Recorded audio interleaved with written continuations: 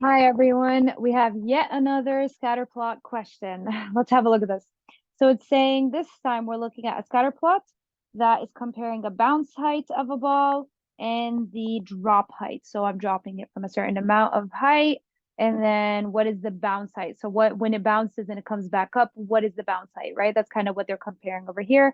And they're saying that the bounce height is it depends on the drop height, right? So if I drop it from higher, most likely it will have a higher bounce and so on, right? So that's really what's going on. And then they're saying that the scatter plot above shows the height in centimeters. Yes, make sure you're in the right units because maybe sometimes they'll say, they'll ask you in a different unit. So just make sure you're working with the correct units, okay? So the scatter plot above shows the height in centimeters for both drop and bounce of 8 different balls, right? So these are related to 8 different balls. Um, of the same type, right? So just to keep it consistent. And then they're saying the line of best fit of the data is also shown. We've worked with lines of best fit before, but just a quick recap.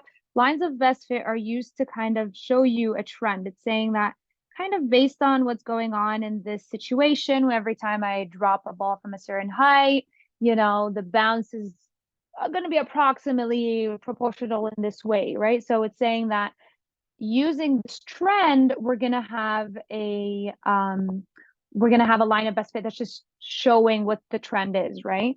So then we're saying that according to the line of best fit, which of the following is closest to the predicted increase in bounce height in centimeters for every, okay, so let's break this down into what we're asked, okay?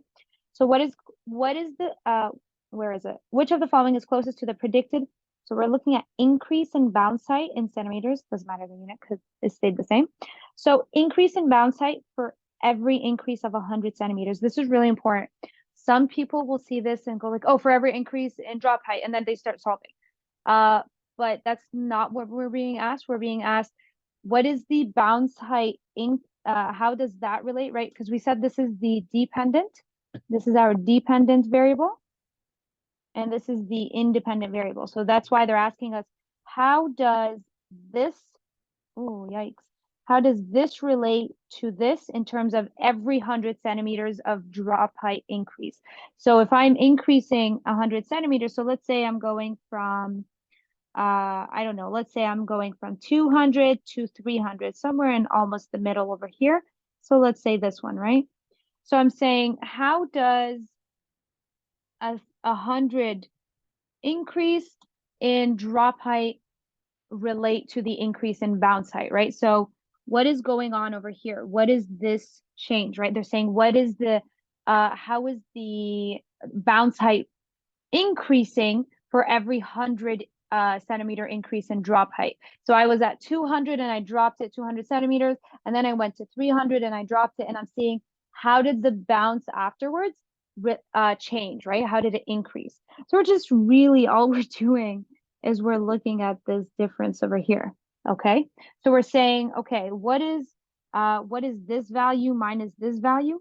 And we can see that that is 60 minus, right? So that's that 60 over here, right? For the 300.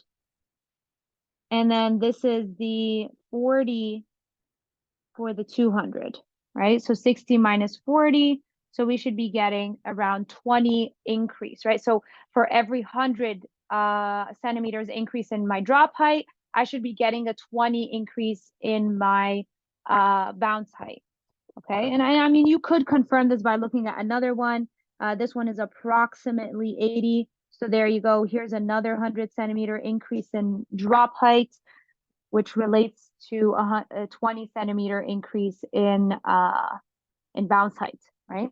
So there you go. So our answer is 20 centimeters. So again, with whenever we're working with scatter plots, make sure that you are able to recognize which one is the dependent, which one is the independent. Sometimes sometimes you'll be given ones that aren't as obvious as these where they're on the points.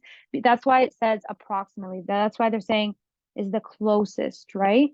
So just make sure that you are considering that when you're trying to find your answer. And in this case, we ended up getting, an increase for every 100 centimeter of drop height, we got an increase of 20 centimeters for bounce height. Just make sure that, you know, when you're doing these things, you're being able to recognize, oh, they asked me for every 100 centimeters, not for every 200. And a lot of people also, just one last comment, a lot of people also forget that this is not a difference of 100. And they go like, okay, this one, and then the next one would be 100. And then they just do these 2 points. So then they go like, okay, so if I were to do that, I'd say, what is this difference, right? And that difference is 40. So then they'd go, oh, okay, well, the 40 is not an option over here, but maybe, you know, maybe it is there, and then you would have made that mistake. So just make sure that you're recognizing what you're working with, okay? All right, everyone, I hope that helped, and I hope I'll see you in the next video. Bye.